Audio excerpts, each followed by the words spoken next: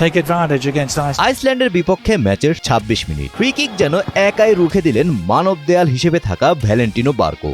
ধারাভাষ্য যেন একটু আগ্রহ নিয়েই বলে ফেললেন, Barco is everywhere. Sure, Barco, who's everywhere at the Barco যেন পুরো মাঠেই আছে, কেননা একটু আগে ট্র্যাক ব্যাক করে ফাউল করেছিলেন তিনি। এর আগে বল উইনও করেছেন তরুণ এই নাম্বার 8। ওপেনিং গোলও আসে এই মিডফিল্ড ইঞ্জিনের পা থেকে।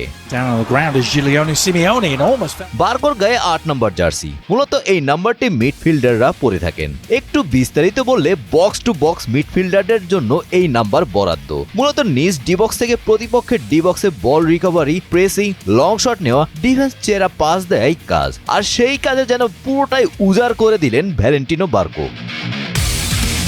৪৫ মিনিট খেলা বার্কোর ঝুলিতে রয়েছে একটি গোল, এছাড়া পাস অ্যাকুরেসি ৯২%। এর মধ্যে লং পাসের অ্যাকুরেসি শতভাগ। কি পাস দিয়েছেন ২টি, আর বিগ চান্স ক্রিয়েট করেছিলেন ২টি, যেখান থেকে নিকো পাস গোলের সুযোগও পেয়েছিলেন। গোলবারে ২টি শট নিয়ে একটি অন টার্গেট রেখেছেন, তবে সবচেয়ে ভিন্ন ছিল তার বল রিকভারি। প্রতিপক্ষের পা থেকে ৫ বার বল কেড়ে নিয়েছিলেন ভ্যালেন্টিনো বার্কো। আধুনিক ফুটবলে অনবরত প্রেসিং এখন মূল মন্ত্র।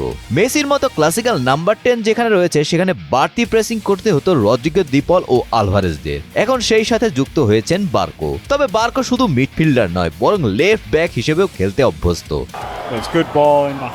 এবার বিশ্বকাপে তরুণ ও নতুন দলের জয় জয়কার হবে সেই ধারণা করেছিলেন অনেকেই। তবে ভ্যালেন্টিনো বার্কো সেই ধারণাকে বাস্তবে এনে দিয়েছেন বিশ্বকাপ শুরুর আগেই। এখন মূল মঞ্চে কেমন চলে বার্কো ইঞ্জিন তা দেখার আশায় ফুটবল বিশ্ব। গোলাম রাব্বানি, টাইমস টুডে।